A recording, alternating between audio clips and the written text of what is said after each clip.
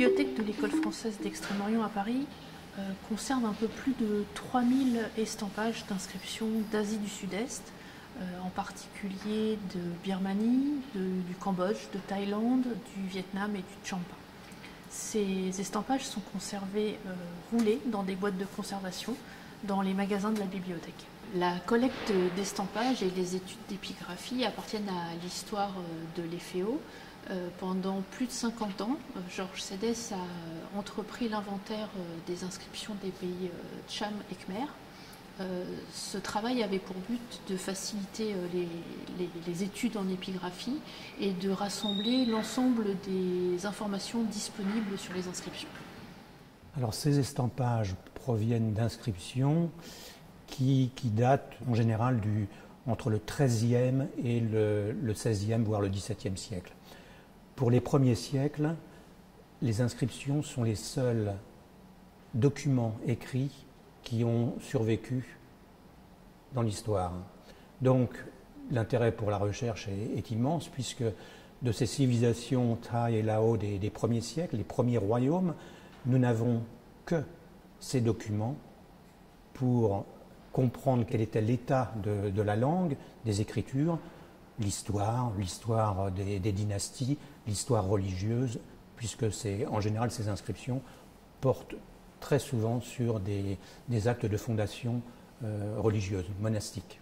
Les estampages conservés à la bibliothèque ont été réalisés selon deux procédés différents. Le premier procédé s'appelle le procédé dit de l'Autin de Laval, du nom d'un voyageur normand du XIXe siècle qui avait entrepris des expéditions archéologiques en Orient. Ce procédé consiste à appliquer une feuille sur la stèle gravée, préalablement lavée et humide. À coup de brosse, on imprime au papier la forme des inscriptions et tous les creux présents dans la pierre. On le laisse ensuite sécher et en le retirant délicatement, le papier, en ayant épousé les reliefs, donne à voir les inscriptions. Le second procédé est appelé le procédé ancré à la chinoise. On applique une feuille, généralement en Asie du Sud-Est en papier d'écorce de mûrier. On brosse la feuille. La technique est à peu près la même que l'autin de Laval pour la première application de la feuille sur la pierre humide. Ensuite, on laisse sécher donc cette feuille et on l'encre à l'aide d'un tampon qui est en principe fabriqué avec un tissu rempli de fibres végétales. On encre la feuille et on obtient l'empreinte en négatif à la fois du grain de la pierre et de toutes les inscriptions en creux gravées. On l'enlève ensuite délicatement et on la met sécher soit au soleil, soit au feu. Voilà. Sur cet estampage, on voit bien le relief de l'inscription qui apparaît ici en négatif, à l'envers, et là le côté ancré. Donc de ce côté-là, elle est en creux, et là en relief.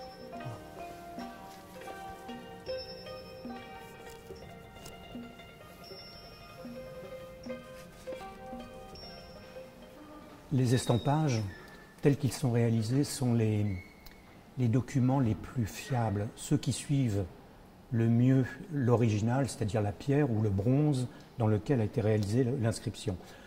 Aucune photographie n'arrive à cette qualité et aujourd'hui, les techniques de numérisation tentent d'approcher la haute qualité des estampages, mais ce n'est qu'en cours de réalisation.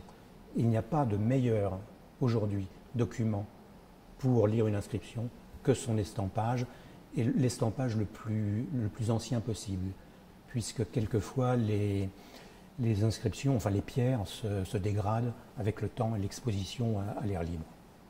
L'appréciation d'un estampage dépend de la qualité de sa réalisation et également surtout de la date de sa réalisation par rapport à la date du support qui a été copié.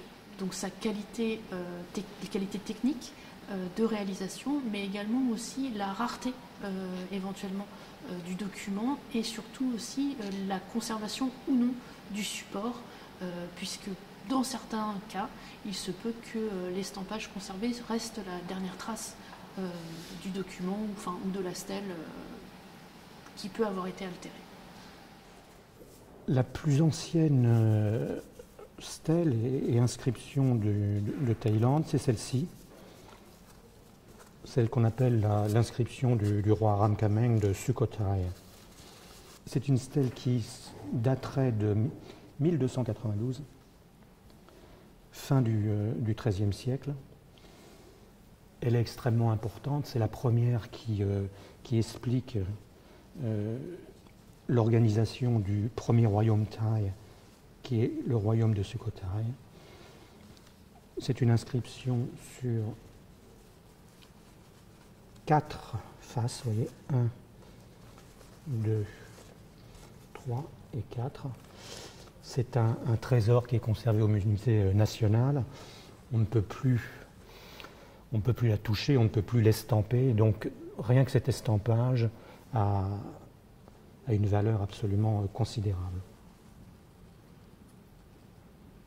Et ici, on a l'inscription d'un monastère de Chiang Mai qui est assez tardive, mais qui donne des informations historiques très importantes. C'est ce disque qui est le zodiaque et qui nous donne la date précise qui est censée être celle de la fondation de la ville de Chiang Mai en 1296. Voilà. Moi qui connais cette inscription in situ, c'est beaucoup plus facile, je ne dis pas que c'est facile, mais enfin c'est beaucoup plus commode de lire ce document à partir de ces feuilles que face à l'original lui-même. Les programmes d'études actuels à l'École française d'Extrême-Orient sur les corpus des inscriptions khmer et du Champa sont la prolongation de ces inventaires et de leur mise à jour. Les études épigraphiques se poursuivent, ainsi que la production d'estampages par les membres de l'École française d'Extrême-Orient.